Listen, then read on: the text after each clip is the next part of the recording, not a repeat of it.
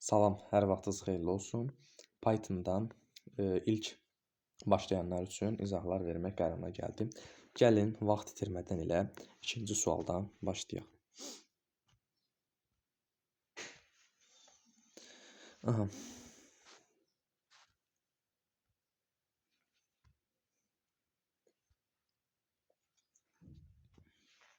Deyir ki, kompüter proqramının hazırlanma mərhələsini ardıcıl nömrələyin. Yəni kompüterdə hər hansı bir proqramı hazırlayanda ilk növbədə nə olmalıdır? Demək, layihəyə olan tələblərin təhlil olunması olmalıdır. Yəni ilk olaraq tələblər olmalıdır. Sonra isə bu tələblərin layihəsini hazırlanmalıyıq. Deməli, ikinci olacaq. Deməli, 4. Sonra 5. Sonra isə biz bunu Python dilində yazmalıyıq. Sonra olacaq 3. Yəni, ikincisi olmalıdır. Sonra testləmə, sazlama olmalıdır. Birincisi olmalıdır sonra. Ardıcılla sonra da tətbiq etmə olacaq. Sonra da olacaq 3. Yəni sadədir. 4, 5, 2, 1, 3. 4, 5, 1, 2, 3. Yox, 2, 1, 3. 4, 5, 2, 1, 3. Bəli. Cavab olacaq B variantı. Sonra keçək digər suala. Görək nə deyir. Deyir ki, uyğunluğu müəyyən edin. Bayaqki elə sualdandır. Layihələndirmə, tələblərin təhlil olunması, tezləmə və sazlama. Layihələndirmə nədir? Gəlin birincisini oxuyaq. Bu mərhələdə proqramın A variantına baxaq. Bu mərhələdə proqramın düzgünlüyü, onun işinin səmərəliyi, konkret, kritik rejimdə işləmə etibarlı. Xeyr, bu layihələndirmə aid deyil. Deməli, bu aiddir. Deməli, tələblərin təhlil olunmasına aiddir. Deməli, ikincisinə aid olacaq A variantı. Deməli, üzr istəyirəm. Bir dəqiqə. Deməli, bu mərhələdə proqramın düzgünlüyü, deməli, bu aid olacaq testləmə və sazlamaya. Sonra bu mərhələdə proqramçı üçün texniki tapşırıq hazırlanır. Bu olacaq layihələndirmə.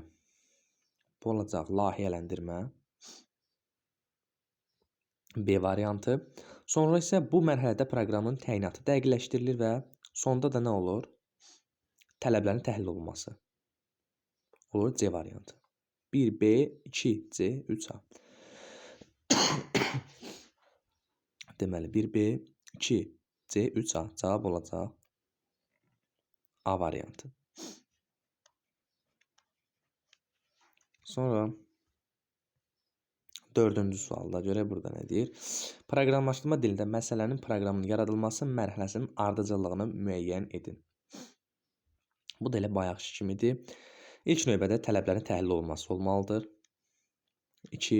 Sonra nə olmalıdır? Sonra olmalıdır layihələndirmə.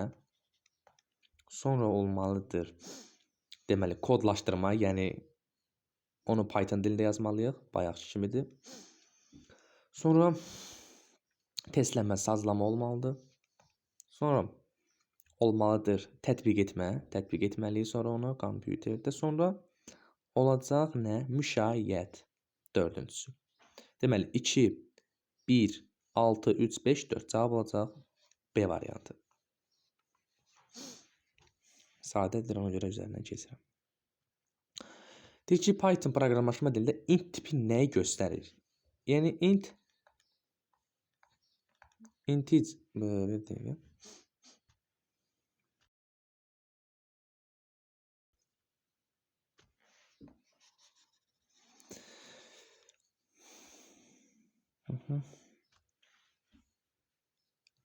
Deməli, integer olaraq oxunur. Yəni tam ədəddir də, yəni tam ədəd. Məsəl üçün 1, 2, 0 tam ədədi göstərir. Yəni float deyil. Floatda olur 1.0. Sonra nə bilim 2.0. Yəni belə. Deməli, nə oldu? Integer tam ədədləri göstərir. Cavab olacaq D variantı. Sonra 11. Deməlidir ki, Python dilində yazılmış proqramın nəticəsini müəyyən edin. A-nın qiyməti 10-dur. B bərabərdir. Deyir ki, A vurulsun 2, yəni 10, vurulsun 2, üstə gəlinsin 3. Deməli, 20-nin üzərinə 3 gələndə edir 23. Sonra burada nə deyir? Deyir ki, B-nin qiymətini, yəni 23-ün A-ya bölünməsindən alınan tam hissəni. Bu tam hissəni göstərir. Bu isə adi bölmədir. Adi bölmə. Deməli, 23-ü də 10-a bölsək, eləcək 2.3, amma sadəcə bizə tam hissəsi lazımdır. Yəni 2. Sonra isə deyir ki, B bərabərdir. Burada A ilə B-ni topla. A-nın qiyməti 2-dir. Üstə gəlinsin. B-nin qiyməti 23. Bu da edəcək 25. 25 də olacaq A variantı. Ardıcıllıqla yazdıq. Yəni asan.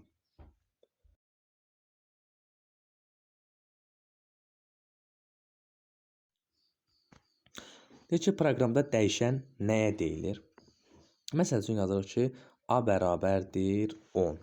Nə bilim, B bərabərdir. B bərabərdir deyirdik 2.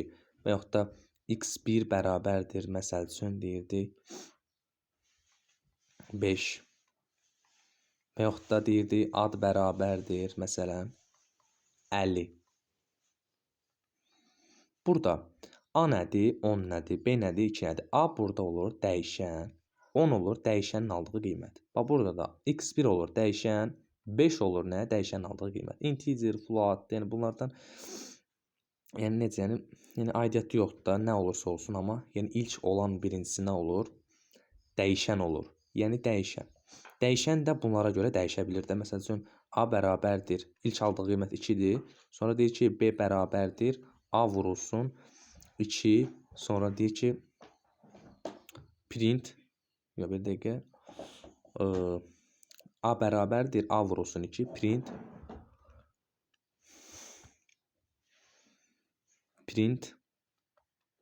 məsəl üçün A. Cavabımız nə olacaq? 4 olacaq. Amma birinci neçə idi? 2 idi, indi oldu 4. Yəni proqramın gedişində qiyməti dəyişə bilən kəmiyyətə deyilir. D variantı olacaq.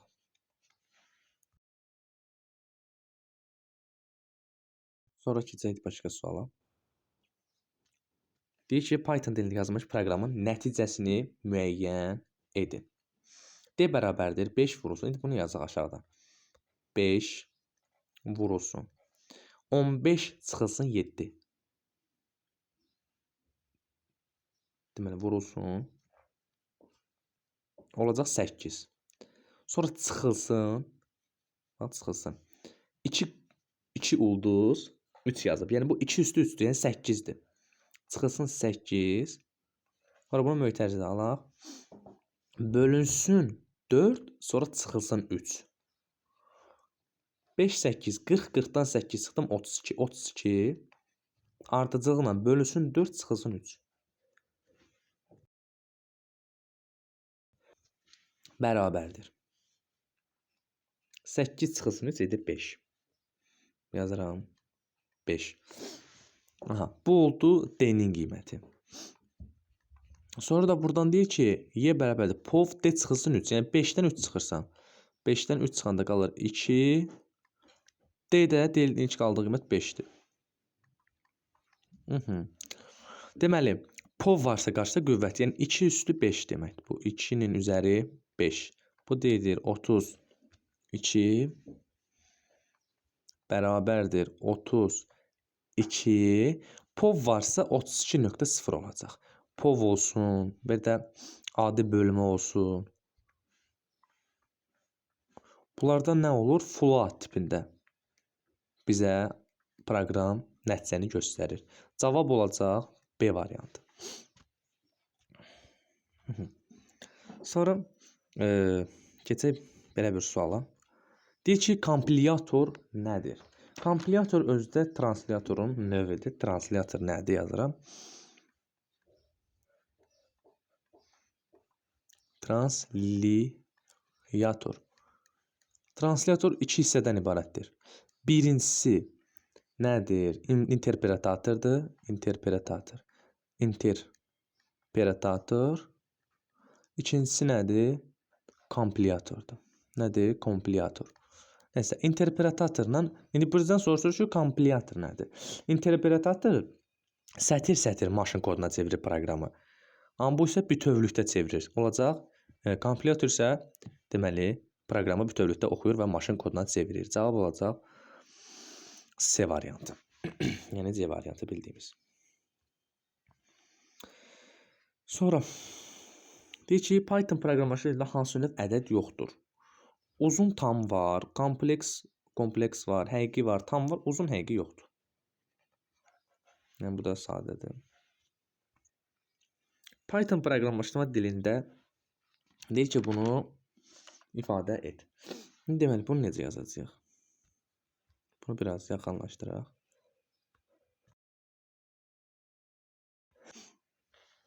Deyir ki, A plus B-nin kvadratı bölünsün 3 vursun B minus. Yəni, burada da ardıcılığa diqqət etməliyik. Deməli, A üzərinə gəlinsin B. Qüvvəti də bilir ki, yəni 2-dirsə POV, həm də 2 ulduzdan yazırıq. POV, yəni 2 ulduz. Sonra 2, yəni bunun 2-ni göstəririk. Sonra A-da bölünmə işarəsini qoyuruq. Sonra bir mötərizə açırıq. 3 vurulsun, yəni ulduz. Yenə mötərizə açırıq. Yenə mötərizə. B çıxılsın C. B çıxılmış C. Yəni bir də mötərizəni bağlayırıq.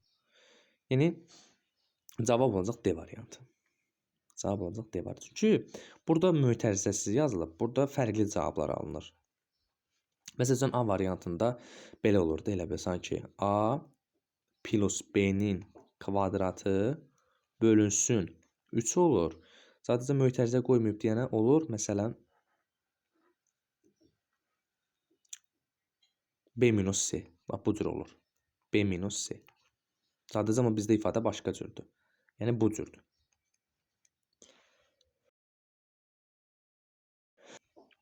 Yəni, diqqətli olmaq lazımdır. Riyaziyyatda da belə şeylərə bilmək lazımdır. Sonra keçirik sətir və siyahılar üzərində əməllər. Python dilində yazılmış proqramın nəticəsini müəyyən edin. M dəyişəni verilmişdir. Və bu dəyişənə bir magistratura sətir tipində bir qiymət mənimsədilib. C bərabər len M. Yəni, M deməli, dəyişənində olan elementləri sayır sanki. Sanki list siyahı halına çevirib sayır. Sanki sətir halına çevirib sayır sanki də. Deməli, burada da 1, 2, 3, 4, 5, 6, 7, 8, 9, 10, 11, 12. Cavabımız olacaq 12. Len nə etdi? Saydı. Sonra deyir ki, Python dilində yazmış proqramın nəticəsini müəyyən edin. M-dir informatika. Deməli,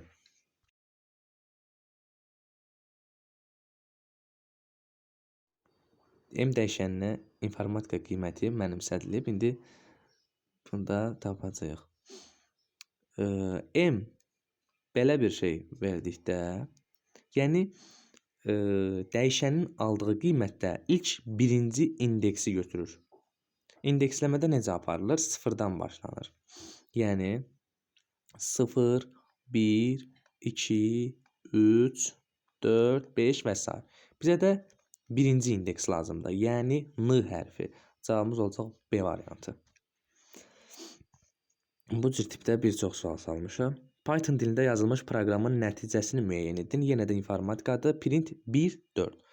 Yəni bu ifadə 1, 4. Bu nəyi göstərir? Açanda bunu 1, 2, 3 Yəni bu indeksli elementləri götürür. Yəni yenə də sıfırdan başlayanda i sıfıra düşür. 0, 1, 2, 3, 4, 5. Bizə nə lazımdır? 1, 2, 3. Yəni n, f, o. Cavab olacaq C variantı. N, f, o lazımdır bizə. Yəni birdən sanki bu belədir də. 1, 4. Bax bu cür. Yəni 1 özü daxildir, amma 4 daxil deyil. Biri kvadrat mötərizə, biri belə. Sonra deyir Python dilində yazılmış proqramın nəticəsini müəyyən edən alaba, laba. S bərabərdir count AB. Yəni bu count nədir?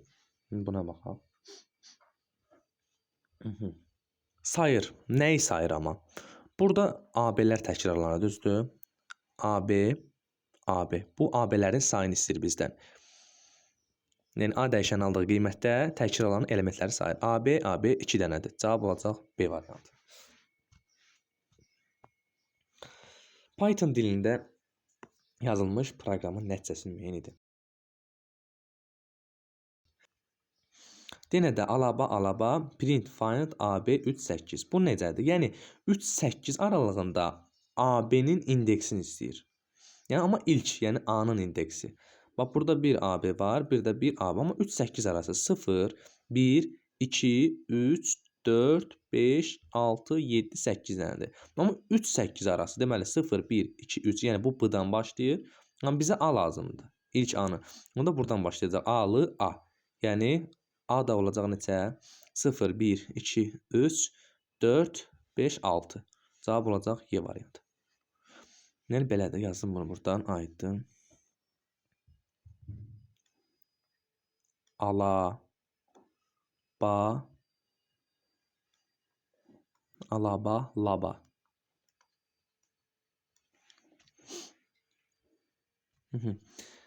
Deməli indeksləyək 0, 1, 2, 3, 4, 5, 6, 7, 8. 3, 8 aralığında, yəni bax bu aralıqda. A-nın indeksini istəyir, amma AB birləşməsi olsun. Onda olur neçə? 6. 6-ya düşür. Cavabımız olur Y variantı.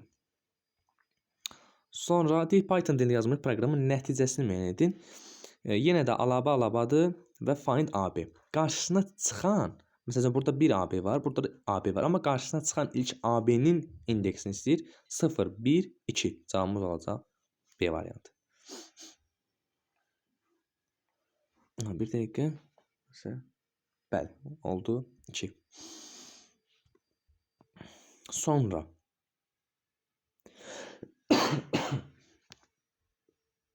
8-ci suala baxaq. 8-ci suala deyir ki, Python dilində yazılmış proqramın nəticəsini müəyyən edin. Deməli, A bərabərdir sətir tipində vurulsun integer, len A, print K. Burada nə edirik? Sətir tipindədirsə, integerə vuranda sayı qədər vurulur. Yəni film 5 dəfə olur da, yəni film 1, film 2, 3,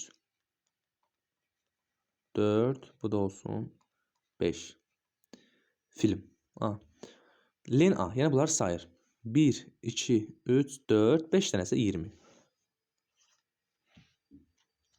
Sonra Python dilində yazılmış proqramın nəticəsini müəyyən edin. Aha.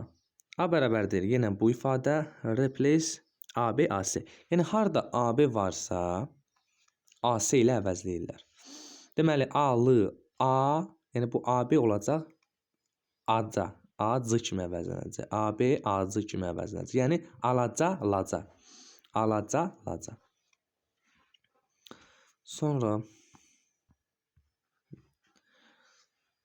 bu qədər. Yəni Python'dan maraqlı suallar hazırladım və izahlarını sizinlə paylaşdım. Ümid edirəm ki, başa düşdünüz. Sağ olun, var olun.